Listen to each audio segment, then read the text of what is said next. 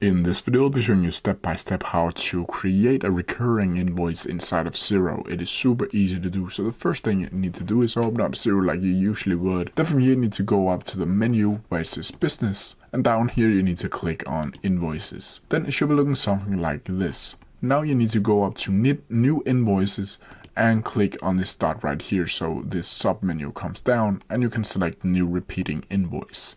Then it should be looking something like this, where you can add and repeat this transaction every month or week. You can also select a new number if you want to do that. Over here you can add an invoice date, where you can select for this tutorial, I'm just going to choose today. And here you can add a due date, where you can add a number and select either of the following month, days after the invoice date, days after the end of the invoice month, or the current month. You can also add an end date, which is optional. Here you can save as draft, approve it, or approve for sending, which is the last thing you need to do. Down here you can add an invoice to, where you need to select your client that you want to add these invoices to.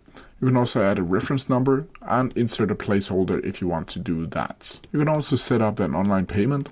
If you don't already have done that, then you can do that by clicking right here. And you can also add the amounts are and select a currency and add a tax exclusive, tax inclusive, or no tax at all. Down here you can add the items for this repeating invoice. You can add the description, a quantity, a unit price, an account, tax rate, and you can see the total amount in your currency. Down here you can also add a new line if you want to add several more lines. You can add up to 5, 10, or 20. Down here you can see the subtotal, the taxes, and this total of this recurring invoice. Then from here you can also go down here to history and notes and add a note if you want to do that. Click save. Then you just need to click save here again. And when that is done, you should go out to the overview of all your invoices, where it will say that the recurring invoice has been created successfully. And that's how you do it. If you have any questions about it, please leave them down in the comment section below and I'll try my best to answer them as quickly as possible.